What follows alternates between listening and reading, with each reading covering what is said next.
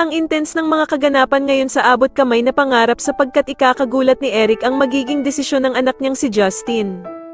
Dito nga dahil sa tulong ni Annalyn ay mapag-iisipan ni Justin na gusto niya ding makasama at makilala pa ang ina niyang si Giselle kaya naman ay tatanggapin niya ang inaalok nito sa kanya.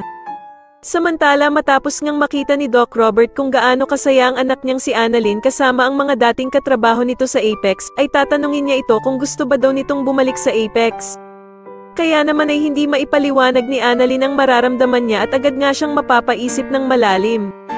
Sa kabilang banda naman ay makakatanggap si Dr. Enriquez ng invitation galing kay Dr. Hiroshi tungkol sa pa-seminar niya na gaganapin sa Japan, at dito nga daw ay imbitado sila Dr. Annalyn at Doc Lyndon. Mapapaisip naman si Doc Carlos tungkol sa invitation na ito at sasabihin niya nga na okay lang sa kanyang ipadala si Doc Lyndon pero pag-iisipan pa nga daw niya kung papayagan niya si Annalyn na ipadala papuntang Japan. Samantala ay makakasalubong naman ni Giselle sila Eric at Justin, at dito nga ay kukumbinsihin niya ang mga ito na wag nang umalis ng Pilipinas.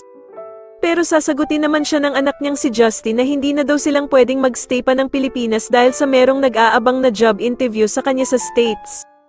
At dito nga ay bigla silang magugulat dahil sa aalokin ni Giselle ang anak niyang si Justin na magtrabaho sa Apex para nga daw hindi na nito kailangan pang umalis ng Pilipinas.